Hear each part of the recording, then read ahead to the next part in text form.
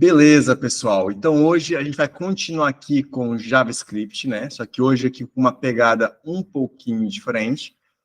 Como a gente já conversou aí, vou repetir só para reforçar aí, ficar aí gravado para o pessoal lembrar depois. Então, quando a gente entra aqui na nossa sessão, aqui na nossa formação do Bootcamp, eu tenho aqui os acessos. Então, aqui abre-me a tela do Netuno, né, que é a parte do back-end, e aqui no Netuno eu vou usar qual senha para conseguir entrar aqui. Eu vou usar essa senha aqui, desse acesso aqui, dessa abinha aqui do acesso do Netuno, né. E aqui vou poder ver os logs, isso aqui tá aqui meio bugado, mas vou corrigir depois melhor esses comandos, mas funcionam, esse aqui pelo menos funciona bem. E aí o código da nossa aplicação fica aqui dentro, nessa pasta aí do nosso usuário. Então, eu aqui no meu terminal, eu entrando aqui, né, vendo aqui as pastas que eu tenho aqui o meu Netuno App. Então, aqui no meu Netuno App, eu tenho aqui essa estrutura, né.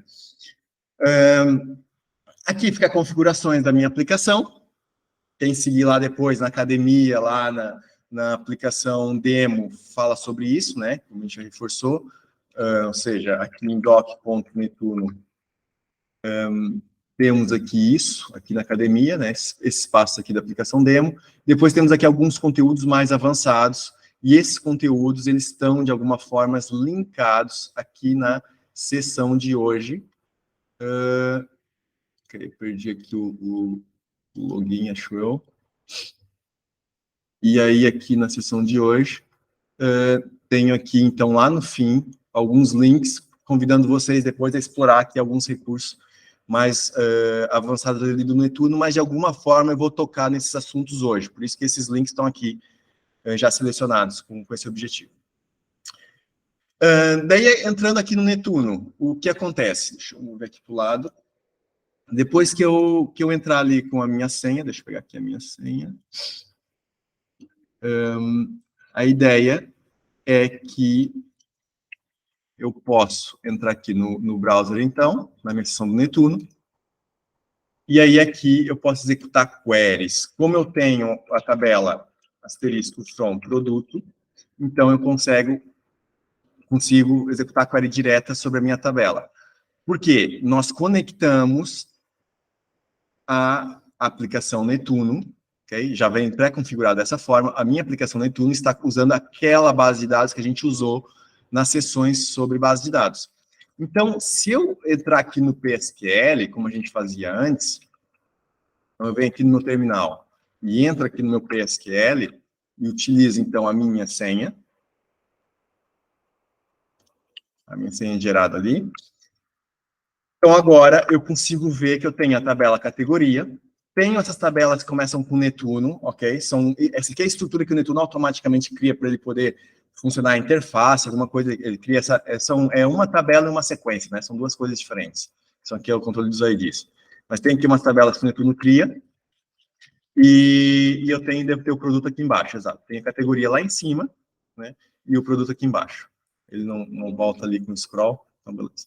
Então eu posso fazer aqui o select asterisco from categoria, e executo aqui listo, né? A minha informação. Mas eu posso copiar esta query, okay, e executar aqui na minha interface do Netuno também, da mesma forma. Okay? O que acontece? Com um ponto e vírgula, ó, select asterisco from categoria, tem aqui o resultado. Select asterisco from produto, tem aqui o resultado. Então, de forma mais intuitiva, né, a gente tem esse mecanismo aqui através do browser. E com ponto e vírgula, a gente pode executar aqui diversas queries. Para já é isso. O resto a gente vai explorar nas próximas sessões, tá bem, pessoal? Com calma, a gente vai explorando aqui mais coisas do Netuno. Mas para já, só essa parte aqui das queries, vindo aqui no construir, gestão, query, e manda bala que vocês aprenderam sobre base de dados. Inclusive os comandos insert, update, tudo funciona aqui. Okay? Pode brincar aqui de boa. Quem não preferir utilizar o terminal, mas é bom que vocês gostem do terminal também, ok? A ideia é essa, não é abandonar completamente o terminal. Força aí, Vinícius. Edu, uma dúvida que eu até perguntar. No caso, eu estava praticando também isso aí, banco de dados, no Workbench do MySQL. Aí eu vi que é bem parecido os comandos com o Postgre, né? Ou tem muita diferença? Porque pelo que eu vi pelo básico, parecia bastante. Uhum. Exatamente, Vinícius. No básico, tu vai encontrar uma semelhança muito próxima entre uma coisa e outra, ok? Porque nós estamos falando de SQL, que é o SQL, né, que também falado como SQL em inglês, utilizado massivamente em qualquer base de dados relacional. Ou seja, que tem a estrutura de tabelas, tal. Nós temos outros tipos de base de dados. NoSQL, né? Já diz logo que não é SQL, né? NoSQL. E temos ainda base de dados em grafo, né? Que é outro conceito.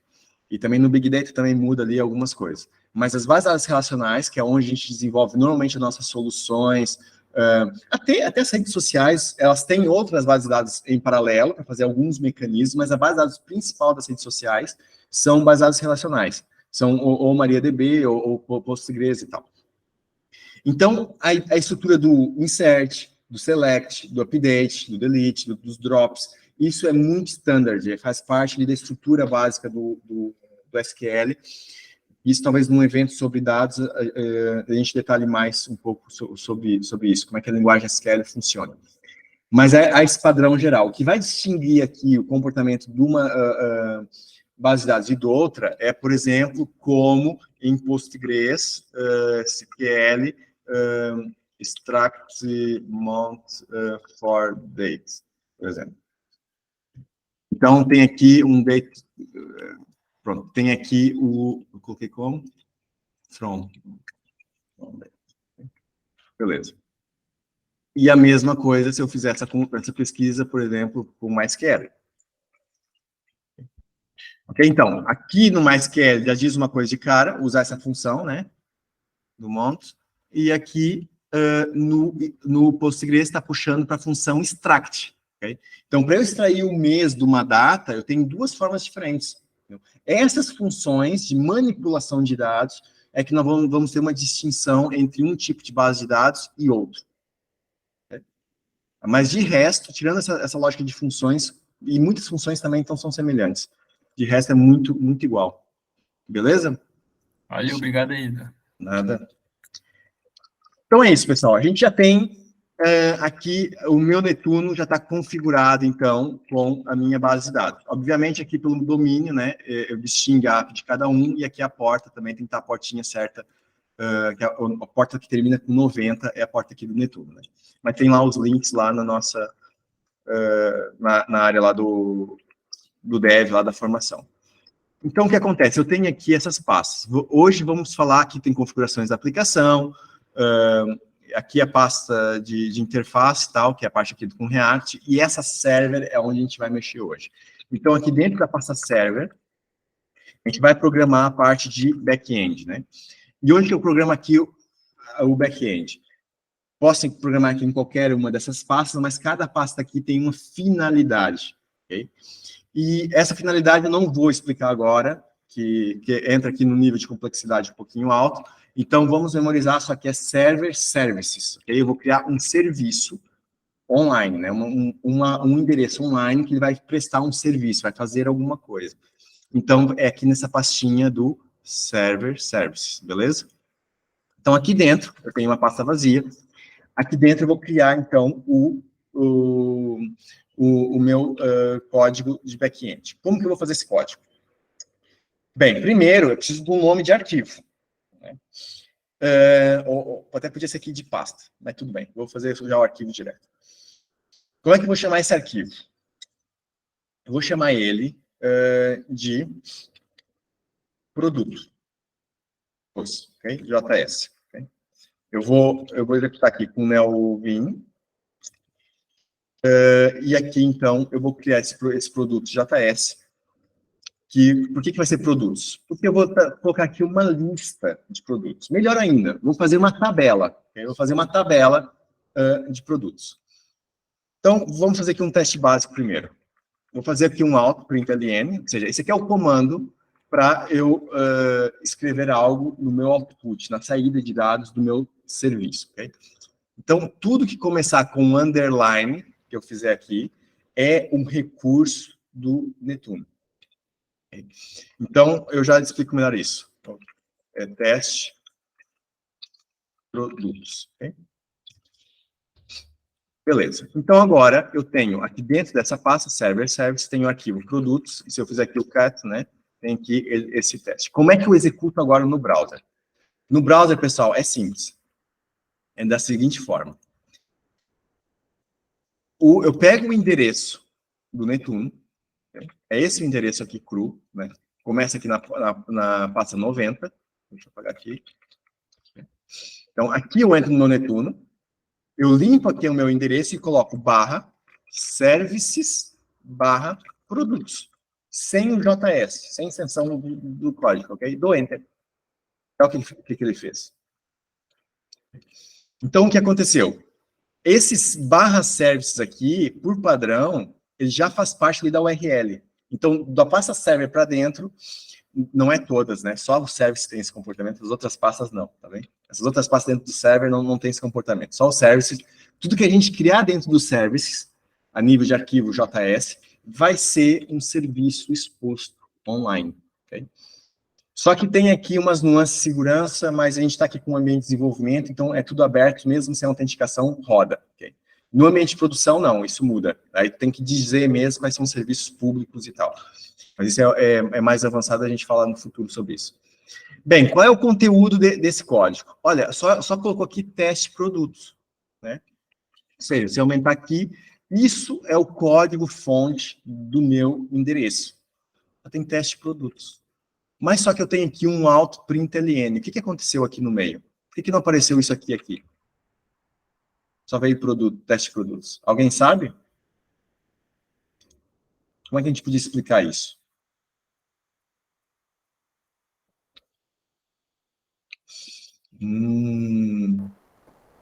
Provavelmente porque, pelo que eu estou entendendo aqui, por exemplo, é um comando de mostrar na saída da tela. Então, isso aí não vai mostrar.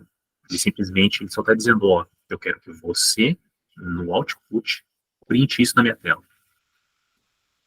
Muito bom, Marcos. Perfeito. Isso mesmo. Então, isso quer dizer o quê? Se eu vier aqui de novo no Vim, né? E abrir aqui o meu arquivo, então vamos fazer aqui um teste. Vamos colocar aqui um código HTML. Deixa eu tentar aqui colocar, então, um H1. Eu sei que o browser, né, executa HTML. Então, deixa eu abrir aqui esse endereço aqui no browser. Opa, aqui. Eu não gravei? Gravei. Tem caixa? Tá com caixa. Puxa. Beleza. Então, com shift refresh, só força aqui limpar o cache, né? Beleza, tem que essa sinalética, porque eu tinha que ter aqui o HTML, add, bot e tal. Mas tá aqui, gerou, então, esse conteúdo que eu passei aqui dentro da minha string, né? Ficou o resultado, o conteúdo aqui da minha página, como se fosse o meu arquivo HTML e conteúdo desse meu arquivo, né? E aqui, ainda está a versão anterior, se eu fizer aqui um shift refresh, pronto. Então, ele aplicou se eu fizer aqui um inspect, né? Eu tenho aqui o meu H1. Beleza. Agora, como é que eu posso fazer um código mais elaborado? Por exemplo, eu posso ter aqui, a gente falou de array na última, então eu posso ter aqui né? Isso aqui é código JavaScript, lembrando que é JavaScript. Eu posso ter aqui a const, que é, por exemplo, frutas,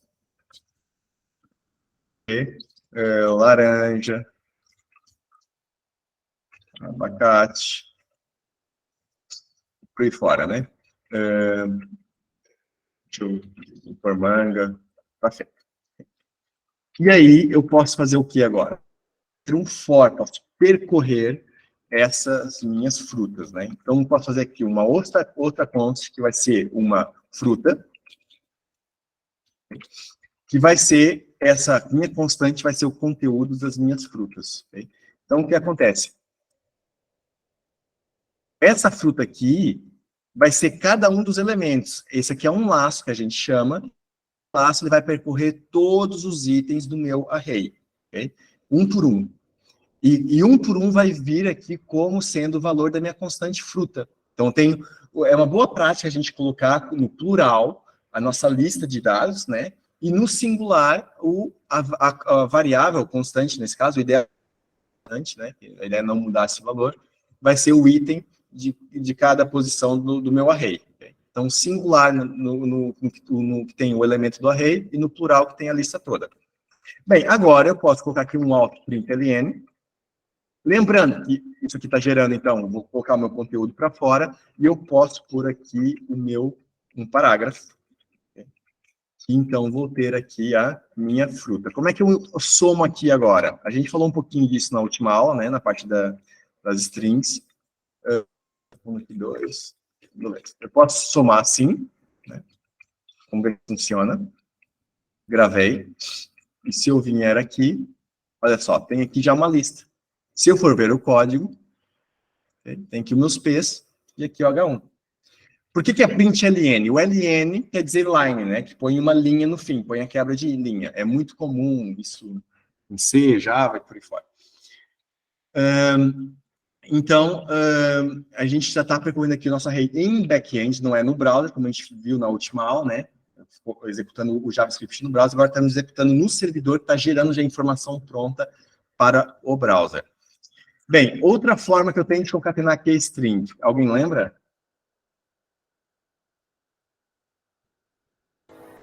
Dá para usar template string também aí para fazer. O template string é aquele do acento ao contrário, né? Exatamente. Dá para utilizar todo aquilo lá. Aí você Seria... pode usar o dólar. Exatamente. Seria esse aqui, né? E aí, usando o dólar, como o Marcos está falando, coloco aqui, e aí eu concateno desta forma. Funcionou do mesmo jeito e funcionou aqui do mesmo jeito. Então, é outra forma que a gente tem para concatenar aqui string. Eu também posso, olha só, pessoal, ter múltiplas linhas se eu quiser, né? Então, eu posso fazer algo assim. E aí, o que aconteceu aqui com o meu conteúdo? É igual, porque o browser interpreta aqui as tags, né? Mas, se eu ver o código fonte, o que aconteceu? Comecei a ter aqui umas linhas em branco. Então, essas linhas em branco são esses enters que eu pus aqui em cima e aqui embaixo, que faz parte da string. Então, eu abro a string com esse acento ao contrário e já dou uma quebra de linha. Então, essa quebra de linha vai ir para o output, né? Vai ser enviado para o browser. Então, o que está acontecendo aqui, pessoal? Esse código, toda vez que eu executo esse endereço aqui, né, que eu acesso esse endereço, esse código ele é executado no servidor e o resultado desse código, né, o que for para ser enviado para o browser, é logicamente enviado, né, que é com esse comando aqui do outprint, que é o output desse código, vai ser enviar essa informação aqui para o browser. Então, isso abre aqui um problema, um cuidado que a gente tem que ter. Que é, quando a gente programa no front-end, eu estou lá codando no front-end, e aí, se eu tiver algum problema de performance, alguma falha de segurança, é só para aquele usuário, para aquele contexto da página, daquela utilização da página. No back-end, não. No back-end, se eu tiver um problema de performance, um problema de segurança, eu vou afetar o servidor inteiro. Okay? Inclusive, onde está minha base de dados, onde está o meu sistema rodando. Então, o problema pode ser altamente drástico, okay? Porque é um código que está executando no servidor. Então, se eu criar aqui um mau código, um código muito ruim, que causa um grande problema de performance, eu posso prejudicar gravemente aqui a execução do meu sistema. Okay? Para todos os usuários, não vai afetar um usuário, vai afetar todos. Então, quando a gente tem um problema que eu entro num site, está lento, outra pessoa entra no site, está lento. Esse problema é onde? No back-end. Okay? Aonde? No código, na base de dados, o Linux está cheio, está sem espacinho de... Pronto, pode ser N situações. Pessoal, até aqui, tá claro? Tranquilo? Então, vamos complicar aqui um pouquinho. Então, agora, se eu quiser, por exemplo, que quando for laranja, eu faça aqui uma situação diferente. Se for laranja, eu quero, por exemplo... Não, vamos pôr o abacate. Vamos colocar o abacate como bold. Vamos deixar ele negrito, né? Como é que eu faço isso? Tem várias formas de fazer isso. Eu posso fazer aqui fruta igual, ok? Abacate, interrogação, okay? Então vai ser um B E aqui vou usar aqui o mais, só para não confundir. Eu acho que até suporta, mas tudo bem. Fruta.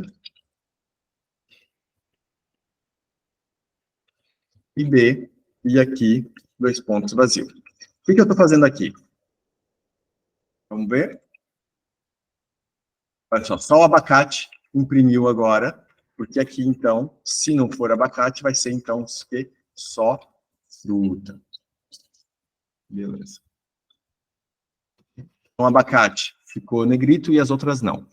Bem, isso acontece porque eu coloquei aqui uma condição ternária, que é condição, interrogação, primeira instrução, segunda. Então, vamos organizar aqui de outra forma, para ficar mais visível. É o seguinte, eu tenho aqui o meu conteúdo. Okay? E aqui, neste conteúdo, eu vou pôr esta condição aqui. E aqui, então, eu coloco... não, tem que copiar, acho que era assim. Tem que copiar sem, tá com insert. Aí ele funciona aqui, copy. Yeah. Beleza. Então, tem aqui a minha condição. É um pouquinho a leitura, para quem está começando, esse código não é muito legal, né, pessoal? Porque eu tenho aqui esse igual, depois tem 2 iguais. Meu Deus, o que está acontecendo aqui? Então, eu posso pôr até entre parênteses para agrupar. Ter parênteses a mais, pessoal, não prejudica o código em nada, tá bem? Se for mais fácil de se entender com ele, beleza. Okay? Funciona do mesmo jeito, só que eu não estou pondo aqui o conteúdo, faltou eu pôr aqui embaixo.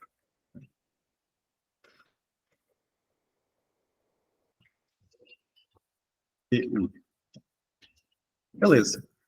Tem aqui o meu conteúdo funcionando. Então, se a fruta for abacate, vai retornar bold. Se não for, vai retornar só o valor da fruta, que vai ser o valor dessa minha constante. Vamos trocar isso agora. Eu não preciso aqui do ponto... assim, back-end eu não costumo pôr o ponto e vírgula. Okay? E já vi também, tem muita gente agora no front também usando sem ponto e vírgula aqui no JavaScript. Então, essas duas situações, pessoal. O pessoal usando muito ponto e vírgula, outros não. Assim, esse misto. Eu vou também ter essa mistureba também. Então, o que acontece? Se eu fizer aqui um if, abacate aqui, né? Aliás, assim está não selecionado. Opa. Copy e colo aqui. E aí, eu abro aqui o meu if. Okay? E aqui eu coloco a minha condição, que é o meu conteúdo vai ser igual, okay, ao quê? Ao B. Aliás, aqui eu vou usar até o template string, é melhor. Então, vou pôr aqui o B, fecho o B, e aqui, então, eu coloco a fruta. E aqui eu tenho um else, que se for outra fruta, se for outra coisa qualquer, então o meu conteúdo vai ser o valor da fruta. Pessoal, qual a diferença desse if para essa condição ternária que está aqui em cima? Bom, além de dar um erro ali por causa da constante. Exatamente, boa. Fica mais intuitivo usar o ternário, porque evita muita linha de código.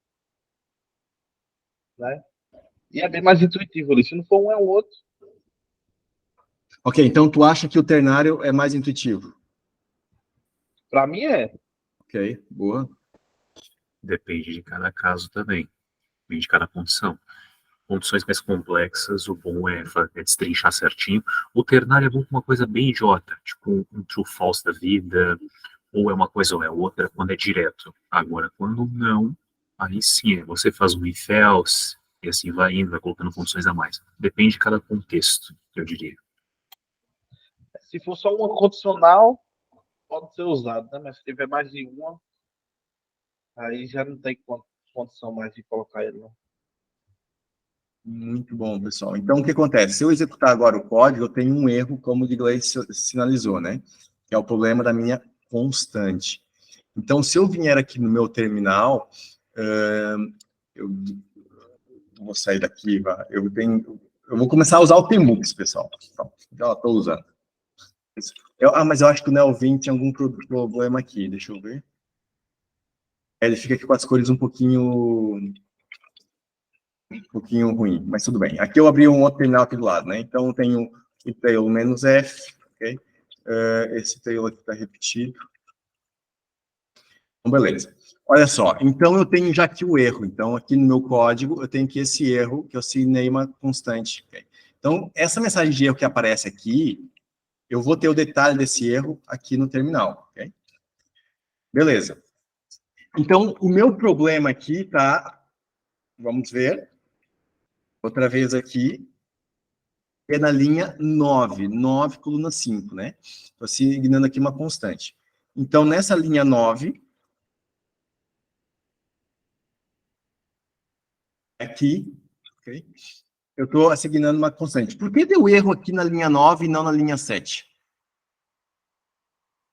Por causa do primeiro item, né? Como o primeiro item é a laranja, ele foi direto para o else. Exatamente, muito bom, Diogo. Isso aí. Então, o que acontece? No primeiro item laranja, bateu aqui, tentou assignar um valor onde há uma constante, erro.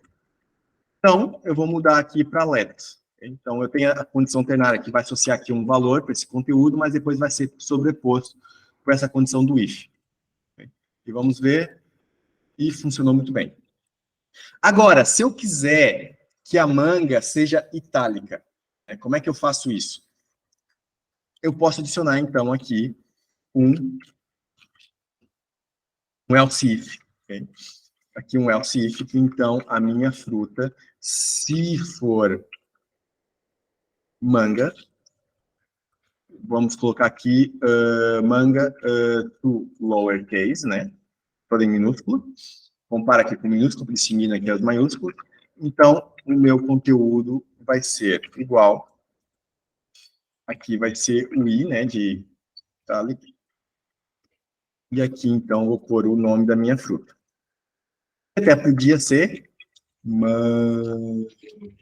Okay? Em frente. Vai ser. Beleza, vamos ver se funciona. E funcionou. Tá aqui a minha manga. Então, eu vou mudar aqui o título. Vou passar aqui. Ele não mostra bem aqui sublinhado da cópia, mas sublinhado. Beleza. Pessoal, até aqui tranquilo, deu para pegar? Quem está vendo o código aí pela primeira vez? Tranquilo?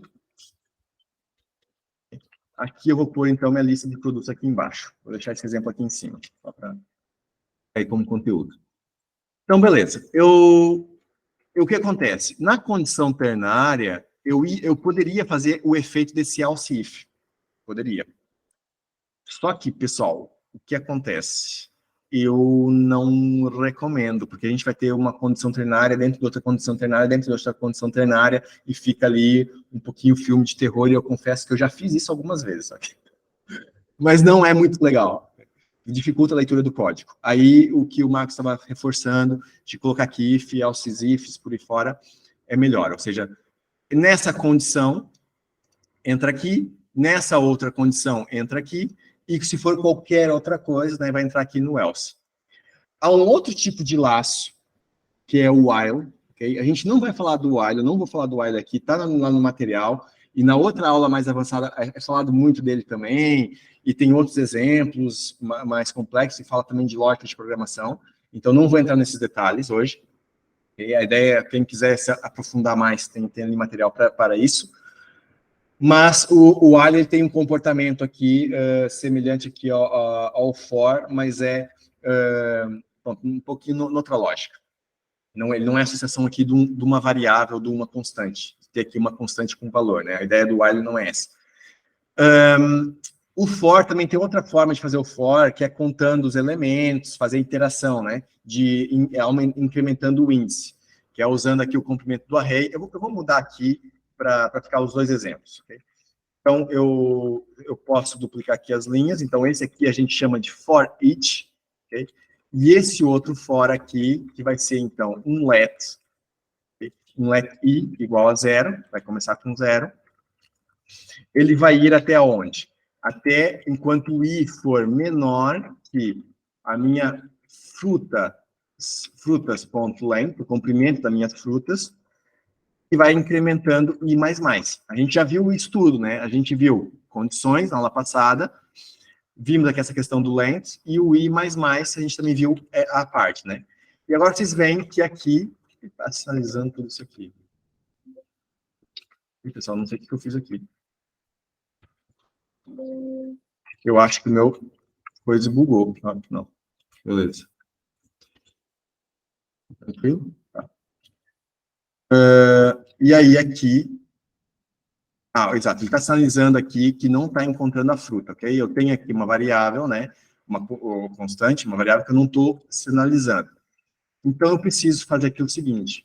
Eu preciso declarar, então, quem tem que é a minha fruta. E a minha fruta vai ser quem? Const, fruta, vai ser a minha posição do array de acordo com o índice que eu estou percorrendo aqui em cima. Okay? Acabou aqui os alertas. Então, deixa eu testar, ver se funciona, se não tem um erro.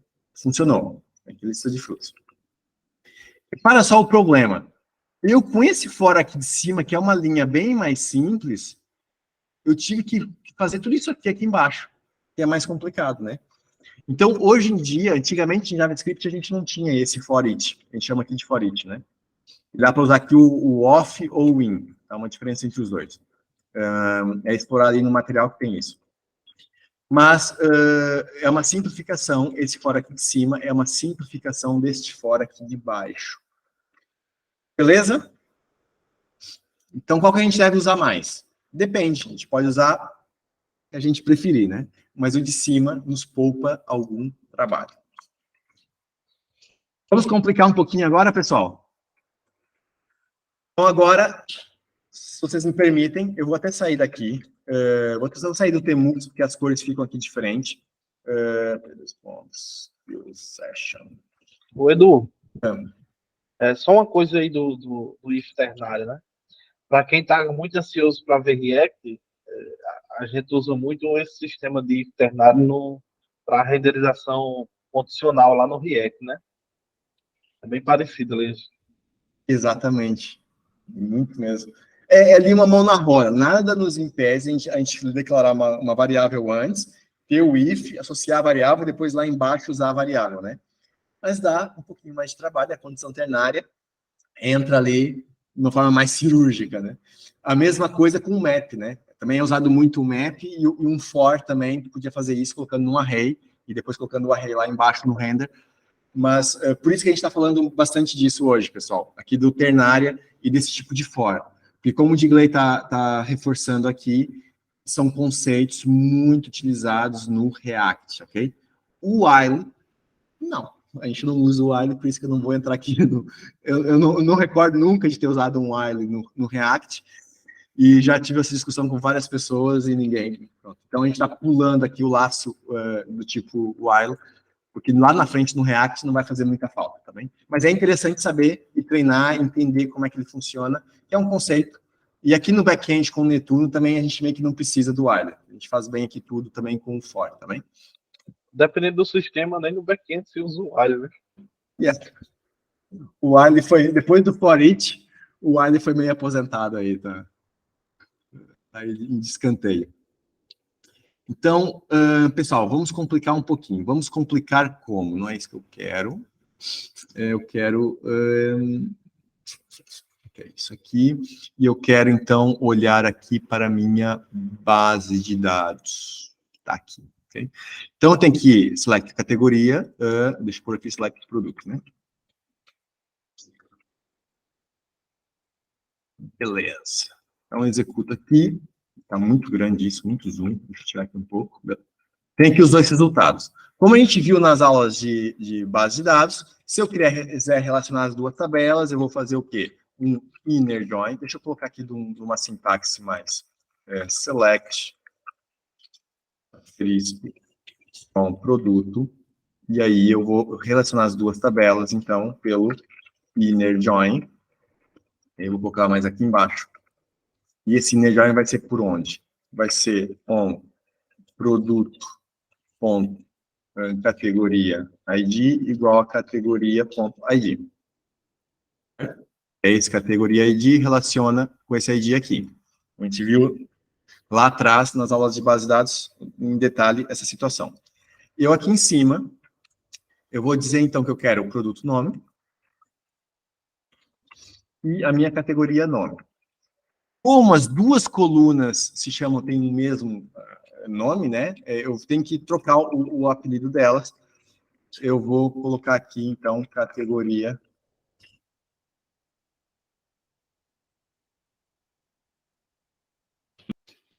produto nome.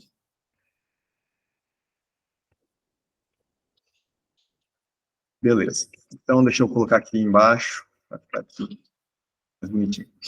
Se eu executar isso, onde é que falhou? Near. Ah, claro, não é com...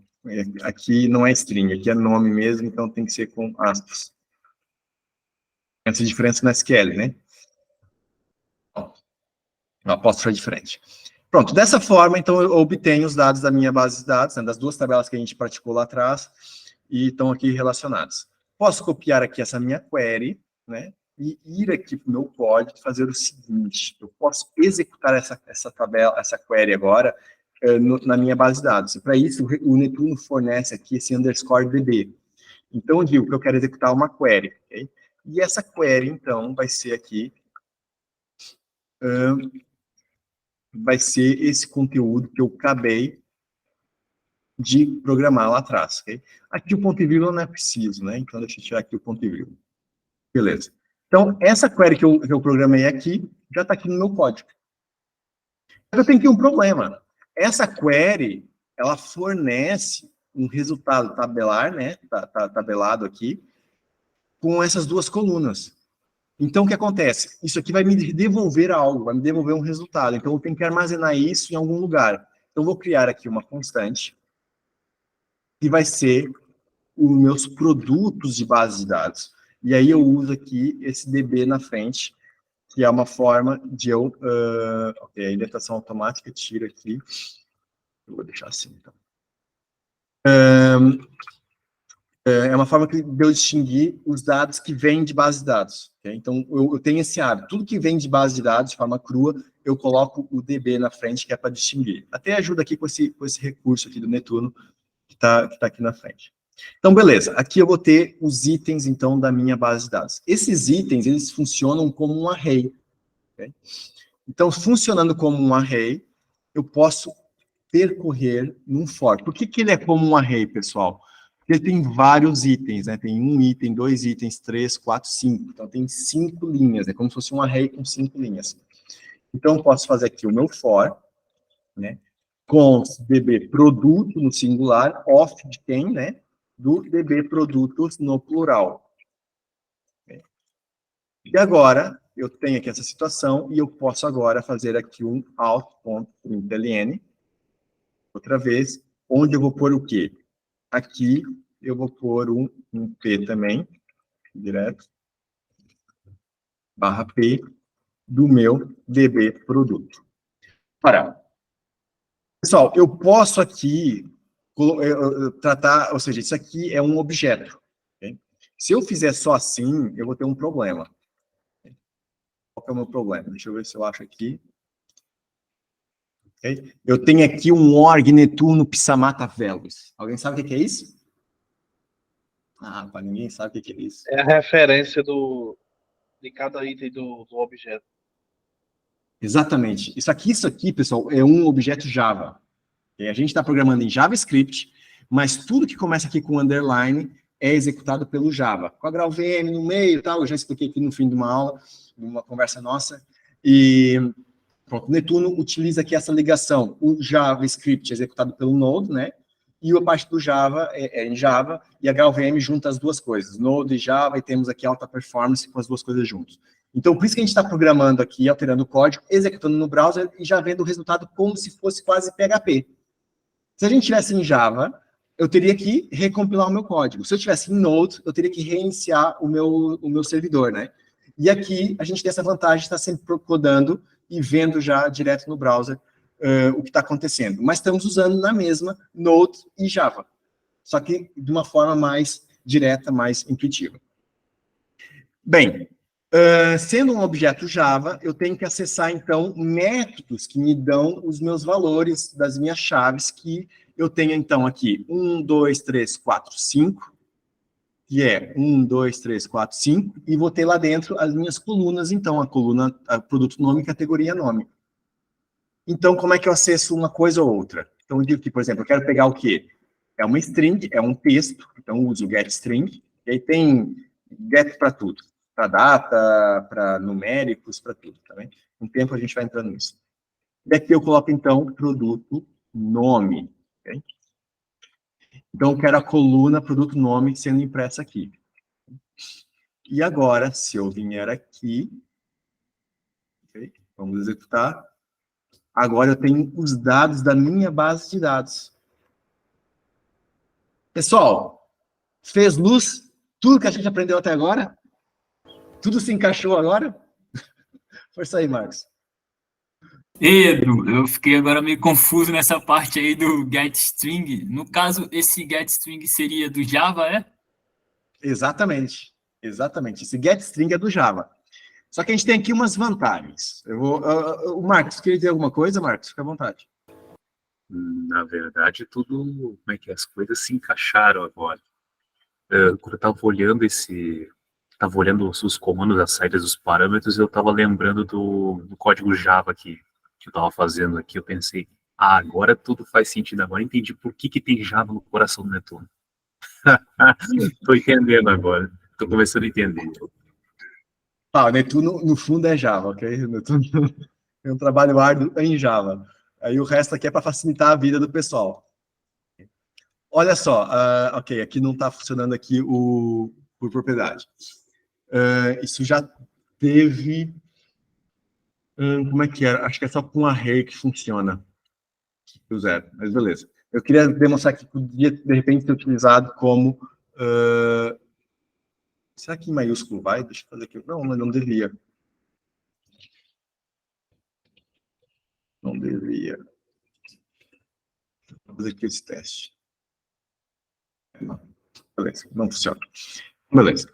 Mas não deu erro, mas também não funciona. Ou seja, pessoal, se fosse um objeto JavaScript, eu ia acessar desta forma, né? Aqui embaixo.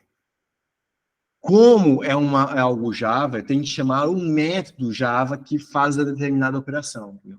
Por isso que é aqui, dessa forma aqui em cima. Isso aqui... Não funciona o toString? O toString. O toString funciona. Mas aonde o toString? Aqui na frente? Não, no... Por que você não disse que é método Java? Esse aqui de baixo? Não, o de cima mesmo. Pode ser o de cima. No lugar do getString, passar um toString para ele trazer o... Não, mas o toString vai fazer uma operação diferente. Ele vai colocar o values como string, né? A gente pode fazer um toJSON, pronto, o toString vai ser assim um pouco mais... Tá vindo em Java, né? Mas aí a gente tá programando em JavaScript, né? Ou seja, essa mistura, ok? De Java e JavaScript aqui. Apesar disso aqui, o query ele devolver uma lista Java, uma lista em Java, a gente consegue usar o for each aqui normal de JavaScript, ok? Então, e o values no normal também a gente utiliza ele de boas, assim, como um array JavaScript. Não há nenhum problema. Então, tem algumas coisas que se encaixam bem aqui como JavaScript, outras coisas tem aqui uma distinção clara, tem aqui uma outra tecnologia aqui no meio, que é o Java, e que é as formas de acessar as coisas em Java. Pessoal, isso aqui é uma forma de tirar o melhor dos dois mundos, né? Que a gente tem aqui um comandozinho direto, eu não me preocupei em abrir conexão com a base de dados, em fechar a conexão, só executei a query direto e foi, tive os resultados, coloco o nome output, meio como PHP, né? E vai embora. Então, a gente tem aqui uma facilidade no meio, que é a ideia, a gente com menos código conseguir fazer mais coisas, ok? E ser produtivo aqui, e a coisa vai fluindo de forma rápida e intuitiva. E aí também há uma tentativa dos logs, as mensagens de erro, serem o mais intuitivas possíveis também, que os erros em Java, o pessoal de Java conhece, né? É uns erros bem compridos, ser mais direto ao ponto. Pessoal, eu estou falando muito hoje. Hoje eu estou com a língua solta.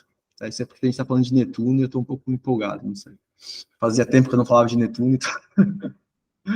Mas eu queria ver se terminava aqui a aula de hoje. Falta aqui um pouquinho ainda. Que é, então, a gente está brincando aqui com HTML, mas faltou uma coisa que a gente aprendeu no meio que a gente não usou ainda, que é o CSS. Né? Então, a gente já começou a amarrar tudo. Base de dados, terminal já está usando, né? Back-end agora, passando a informação de base de dados para o browser, né? Que é essa, então, minha lista aqui. Então, já começa a ter todas as coisas se encaixando aqui. E espero que esteja fazendo luz. Pessoal, se houver alguma dúvida, perguntem, tá bem?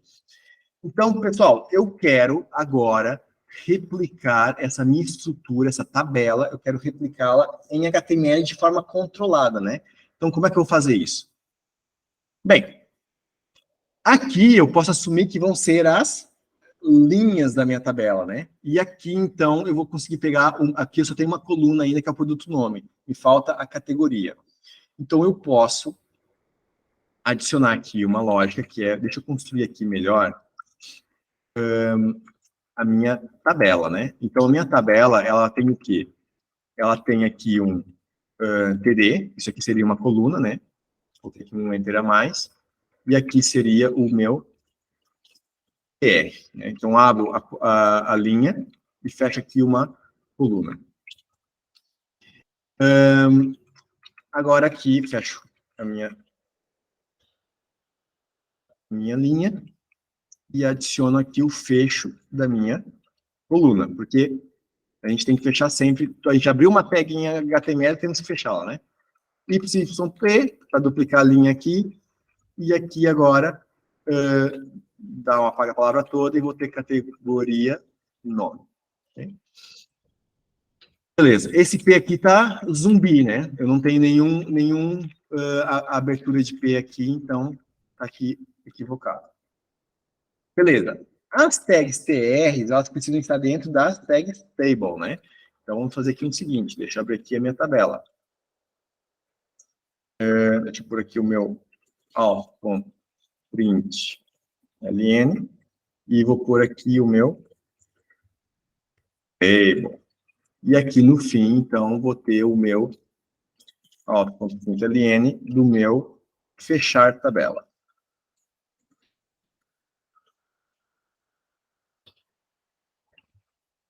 Beleza.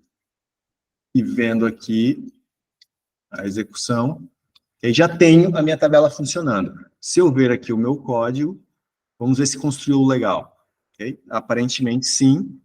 Ou seja, tem aqui, fecha a tabela, abre a tabela aqui em cima e tem aqui os meus diversos TRs com os meus TDs. Okay? Então, no meu código, eu tenho só um TR que, ali no laço, né, foi replicando. Beleza. Mas me falta aqui mais informações. Opa, aqui, estou perdido. Me falta aqui mais... cadê o header, né? Cadê o nome das colunas e por aí fora? Então, vamos melhorar isso. Deixa eu pôr aqui, então.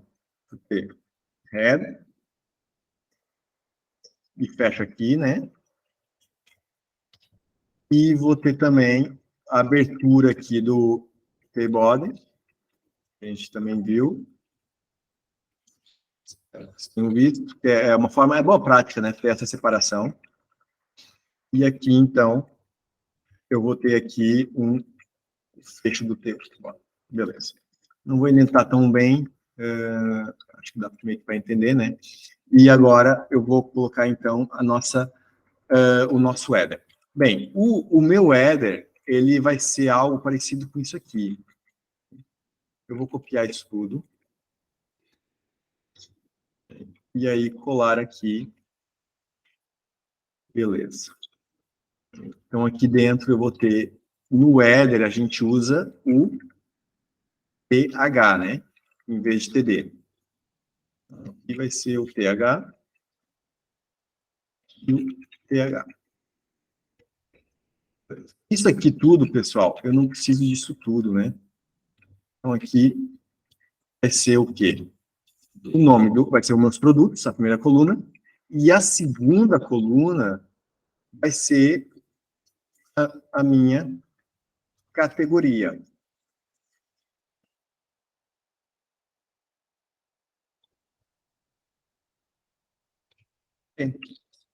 Feito isso, vamos ver se funcionou. Então tem que o TH é que deu aqui já esse bold, né? Já ficou em negrito aqui já de cara. E aí tem aqui o nome das minhas colunas. Se eu quiser aqui uma bordinha tal para ficar um pouquinho mais forte, vou colocar aqui então um border igual a 0, só para reforçar aqui. Ixi, não é border? Agora me fugiu. Ah, não, não é 0, é 1, né? 1 ou 2, ou por aí fora. Beleza. Então, pessoal, a mesma coisa se eu quiser aqui um cell space, né? Cell spacing, tem aqui algumas coisas que não são CSS, mas nos permite fazer aqui algumas configurações quase como se fosse CSS, mas a nível da tabela. E é o cell padding que eu queria pôr, na verdade. Cell padding, que daí eu vou pôr aqui 5, por exemplo. Beleza. Então, pessoal, a gente está ali no back-end, construindo aqui o HTML todo de forma dinâmica, né? Agora, como é que eu começo a manipular aqui cores? Vamos supor que eu quero colocar determinado produto de uma determinada cor, né? Ou uma categoria também de uma cor. Então, vamos brincar aqui um pouquinho. A gente tem aqui no nosso laço, daqui dos dados de base de dados, né? Que é esse fora aqui. Então, aqui dentro eu vou criar aqui algumas customizações. Bem, uma customização que eu vou fazer vai ser o seguinte. Se o meu produto, por exemplo, for o quê? For jeans, vamos colocar ele azul e com texto branco, background azul e texto branco e tal. Então, aqui eu posso colocar tal condição ternária, porque eu estou num template de string, né? Estou aqui dentro de um template de string, então colocar um if, else aqui vai ser complicado. Então, eu posso pôr aqui uma condição ternária, que para isso eu vou abrir aqui o meu cifrão, né? E aí, aqui dentro, eu vou pôr, então, a minha condição ternária. Vai ser o seguinte. Se o meu DB produto, getString, né, o produto nome, por quem? Por jeans. Opa, jeans. Então, esse produto, ele vai ser o quê? Vai ter um style. E aqui eu coloco o background color blue e o color como branco, né? Como é. Beleza. Então, eu estou acrescentando aqui a propriedade style no TR, se for aqui produto jeans. E caso contrário, né, que a condição ternária a gente tem que pôr a opção contrária, caso contrário não vai ser nada. Então, beleza. Vamos ver se isso funciona. Pronto. Então, a linha do produto azul, do produto jeans, ficou azul, né? Como, obviamente, o jeans é normalmente azul, né? O meu código fonte, pessoal, o que aconteceu com ele? Olha só, eu fiquei com um espaço aqui nos TRs, né? Esse espaço tem a ver com esse espacinho que eu pus aqui, que vai entrar sempre. Depois é que começa aqui meu cifrão chaves, né? Ele é processo que está aqui dentro, esse meu código. Daí por isso que eu fiquei aqui com esse espaço extra, que não prejudica aqui em nada, né? De nível aparente. Então, vou deixar assim para já. Mas, no que foi jeans, ele indicou aqui a minha propriedade CSS, colocando aqui o meu background aqui e a cor. Bem, a gente aprendeu sobre classes também em CSS, né? Então, como é que eu brinco com classes aqui no meio disso? Então, eu posso fazer o seguinte. Vamos fazer um if agora, para avaliar também a condição de if. Então, como é que a gente pode fazer aqui um if? Se for blusa, que tal se for blusa a gente pôr um background, sei lá, amarelo, algo assim? Então, o que eu posso fazer? Bem, eu posso, pessoal, criar aqui uma variável, né? Que vai ser, então, um let class CSS. Vai ser vazia. E aí, no caso de eu ter um getString, lembrando que esse produto é o item, né? Não é um produto em si, é o resultado da nossa query. Então, eu tenho aqui a coluna categoria nome. E se essa categoria nome for blusa, então vamos colocar aqui a classe, nas classes CSS, vamos colocar quem? Bem, a gente aprendeu sobre bem, lembram? Bem, a gente aprendeu sobre bem. Então, o que é que o bem nos diz? A gente tem uma hierarquização, né? Então, a gente tem um componente pai, underscore, underscore, o componente filho, traço, traço, a variação de estado ou de aparência, né? Então, seguindo essa lógica do bem, então seria bacana eu ter uma classe aqui em cima, por exemplo, que pode ser, sei lá, tabela produtos, né? Minha tabela de produtos. Então, a classe aqui da minha linha de blusa vai ser aqui, vai ser tabela produtos, underscore, underscore, categoria, o linha, né? A gente podia colocar assim, linha, aí vou pôr linha, então, tabela, na linha, se for o tipo de linha, tipo de linha? Tipo de linha blusa. Então, isso é um padrão para a gente começar a normalizar os nomes das nossas classes. Okay? Não colocar aqui um nome à toa, um nome genérico demais, ou simplório demais e tal. Pessoal, é um pouco mais rebuscado assim, mas lembrem que no LESS a gente estrutura isso bem, com e-comercial, né? A gente consegue encadear bem essas classes com os nomes mais compridos, de boas. Tá bem? Mas como a gente está aqui num CSS cru, estou fazendo aqui desse jeito. Então, beleza, eu tenho aqui esse CSS, então eu posso agora definir essa classe CSS no fim ou no início, como eu preferir. Eu vou colocar, talvez no início, né? Posso pôr ali no fim, mas eu vou pôr aqui no início. Então, aqui no início, eu vou pôr, então, o quê? Eu vou ter um auth.println, vou imprimir, mandar para o browser, uma tag style.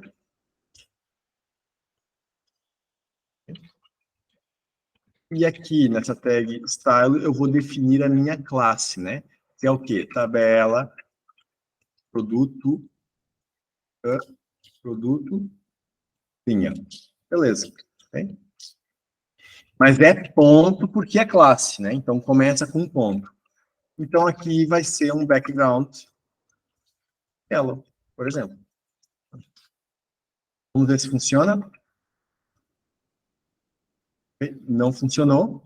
Por que não funcionou, pessoal? Eu tenho aqui o meu style. Tenho aqui a aplicação, mas olha só o alerta que eu estou tendo aqui.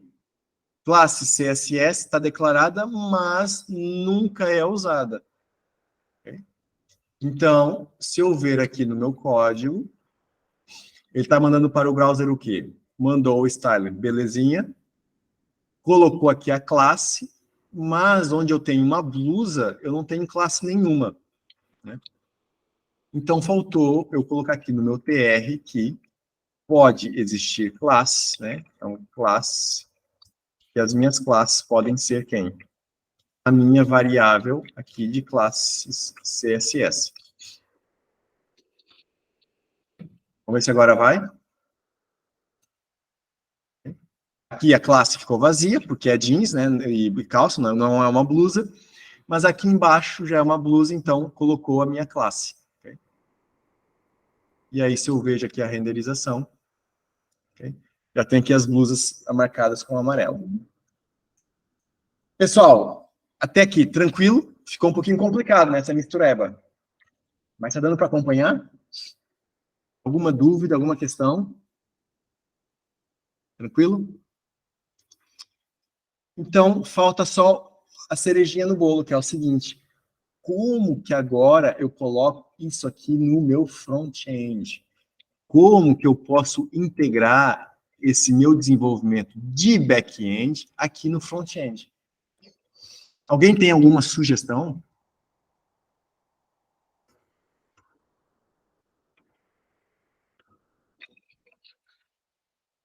Nenhuma, pessoal? Nenhuma sugestão? Pô, vocês vão me deixar assim. Por isso aí, Venturinha. Mandar imprimir um script. Mandar imprimir um script. Ah, ok. Aqui incluir o script do front-end. Seria isso? Ok. Certo, seria uma hipótese. Até o CSS, né, do front-end a gente podia imprimir aqui, né? Boa. Mas eu vou fazer o efeito contrário. Eu vou fazer o contrário. Eu estou aqui no site, eu vou puxar a informação do front-end. Porque isso é o que normalmente, antigamente, o que o Venturinha está falando, é muito como era a internet e o desenvolvimento, por exemplo, em PHP, por aí fora, é muito desta forma. A gente programa aqui o que vai ser enviado para o browser e o browser vai processar essa informação. Teve também uma aula que alguém comentou sobre o Next também usa um pouco essa lógica e tal. Mas no React a gente também utiliza muita lógica que eu tenho o meu front-end vai buscar informações no back, integra e apresenta embutido ali no meu conteúdo de front, né? Então eu vou puxar para essa lógica, ou seja, eu estou aqui no front e vou buscar essa informação no back. Como que eu posso fazer isso? Quais são as hipóteses que eu tenho? Ocorre aí alguma, pessoal? Bom, aí você poderia criar algum método lá no back-end para que o front-end consiga acessar. Mas esse meu método pode ser já esse endereço que eu tenho aqui? Pode. Você pode, se fosse fazer isso no React, você usaria, né, um Axios, e o Axios seria o client que consumiria essas informações do back-end. Aí você, através das rotas, você faria o consumo, faria os gets, né, enfim, tudo mais, dessa informação lá no back-end. Boa. O Axios é uma forma, né, que existe várias alternativas ao Axios, ok? Porque o Axios, por baixo dos panos, ele vai usar o quê? O Fetch. Exatamente, vai usar o fetch. Okay? Então, o browser, ele fornece o fetch. Ou seja, todas as bibliotecas que a gente usa, JavaScript, para facilitar o nosso desenvolvimento, elas vão usar os recursos que o browser oferece. Elas não conseguem inventar nada, tirando ali com WebAssembly, hoje em dia a gente pode fazer umas coisas, mas no geral, ok? O Axios é uma camada facilitadora aqui em cima do fetch. Assim como no Netuno nós temos o Service Client, que a gente chama, também é um facilitador. Aí o que acontece? Força. Ô, Edu, então esse método aí que você está usando, que você botou underscore, alt, println, ele seria como se fosse ali um response, porque aí se você usar ali e pegar a URL, você tem acesso a esses dados que ele retorna ali? Exatamente. Exatamente. É isso mesmo.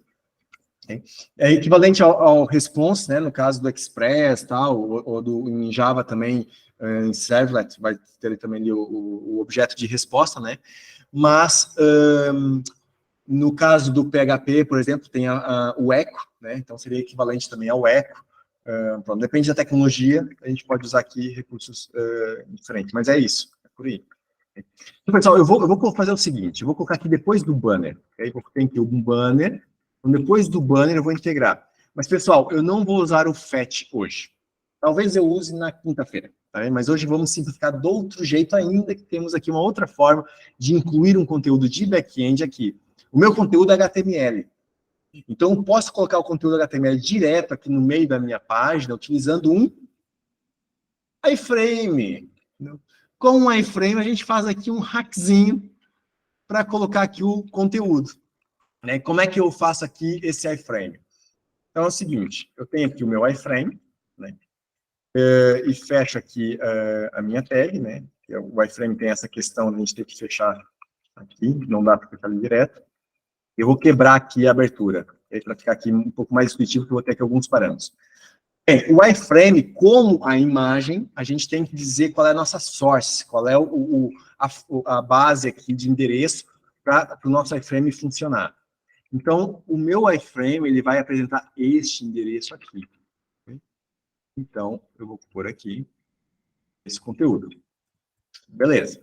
E agora, eu digo aqui qual é a minha largura do meu iframe, vou colocar de 100% da página inteira, e a minha altura, então, vai ser de 200 pixels, por exemplo. Pode ser mais ou menos. Okay? E vamos ver como é que ele funcionou. Deixa eu ver aqui. Olha só, pessoal, tem aqui um quadradinho com o conteúdo do meu back-end dentro do meu site. Ah, mas tem aqui umas barras e scroll e tal. Então, a gente arranja. Então, para tirar as barras, a gente pode usar aqui o frame border. Opa, ixi. 0. E aqui eu posso aumentar a minha altura, por exemplo, 400, será que é o suficiente? E ainda tem aqui um pouquinho de scroll aqui dentro, né? Se deixar alto, ele não tira esse scroll, não? Não, não, porque isso aqui tem um problema, que é o seguinte, ele não consegue adivinhar o conteúdo lá dentro, a altura do conteúdo interno, porque tem um delay de carregamento de página e tal. A gente teria que usar eventos, cruzando aqui dentro do iframe, dessa página, sinalizando para fora. É meio complicado hoje em dia fazer isso. Antigamente era mais fácil. Só que os browsers aumentaram a segurança por causa de phishing. Então, os iframes são meio que bloqueados ou restritos aqui, para evitar pegar a informação dentro do iframe. Okay? Olha, agora ficou certinho. Okay? Então, nem parece que eu tenho aqui um iframe, um conteúdo de outra página. Mas tem aqui uma fonte de frente, né? Tem aqui umas nuancezinhas que dá para ver que não é bem a mesma coisa, né? E se eu fizer aqui um espectro, então eu tenho aqui em cima um iframe. Se a gente vê um vídeo do YouTube também embutido, também tem essa lógica do iframe, ou seja, a gente integra conteúdo de outros sites dentro de outros sites, né? Então, por exemplo, lá na documentação, ali na nossa plataforma, o vídeo das aulas, elas depois ficam com o iframe que está puxando o vídeo lá do YouTube, né? É a forma de a gente integrar múltiplos sites, né? A gente tem o endereço do front aqui na porta 80 e o do back está na porta 90. Pessoal, deu para pegar um pouquinho as ideias, cruzar aqui todo o nosso conhecimento que veio até agora, ou seja, isso vai acontecer mais vezes. Okay? Isso a gente vai puxando toda a bagagem do que a gente vai aprendendo, a gente vai repuxando. Podemos ter aqui uns intervalos. Ah, já faz um tempo que a gente não vê CSS. Pimba, vem CSS, a baila outra vez. Vem base de dados, ou seja, são recursos que a gente vai utilizar até o fim, ok? A gente vai ir mesclando muitos conceitos. E o mesmo do terminal e as bases de Linux, beleza? E o back-end agora vai começar a entrar também com mais força. Vai chegar um ponto que a gente vai estar trabalhando em todas as coisas de forma um pouquinho fluida e mexendo um pouquinho em cada lado para pôr as coisas aqui para funcionar. Beleza? Pessoal, alguma questão? Ô, Edu, Sim. eu posso retornar qualquer tipo de dado, ali seja um JSON, um objeto, ali do back-end? Pode, só que daí o que vai acontecer? Se tu retornar um JSON, o browser ele vai apresentar esse conteúdo como ele apresenta um JSON cru. Okay? O JSON a gente vai falar na próxima aula um pouquinho dele. Também. Então, Daí aí seria Sim. mais fácil, por exemplo, se fosse listar somente os produtos, retornar somente os produtos de um JSON para tratar ele diretamente no front-end. Exatamente, exatamente. Isso que o Digley está falando, pessoal, é mega importante, porque, assim, hoje em dia, no back-end, a gente não devolve, assim, o HTML misturado com código de front-end, né? Como a gente acabou fazendo aqui atrás, Netuno App, Services, Produtos, né? Então, aqui eu tenho o código HTML misturado aqui com coisa. Tem lá na documentação do material, eu coloquei lá um link para os templates do Netuno, que é uma forma de separar o HTML aqui do código e ter o código um pouco mais limpo. Okay? Mas, pessoal, a maioria das vezes a gente trabalha, hoje em dia, numa API, num serviço de back-end, né? Esse endereço aqui, nós retornaríamos um JSON e não HTML. Por quê? Porque o HTML já é uma responsabilidade do front, o pessoal de front-end. Então, se eu retornar um JSON, eu dou liberdade para o pessoal de front manipular esse JSON e apresentar da melhor forma que preferir. Né? E aí, é uma estrutura que serve aqui para a gente transitar a informação do back para o front de forma meio codificada. Okay? Mas aqui, para modo de introduzir aqui o back-end, eu optei aqui por misturar aqui um pouquinho HTML e CSS, para vocês verem também como é que se fazia antigamente, e como é que a gente injeta aqui no meio do HTML de forma direta uma informação de base de dados, okay? Que é o que está aqui nessa tabela.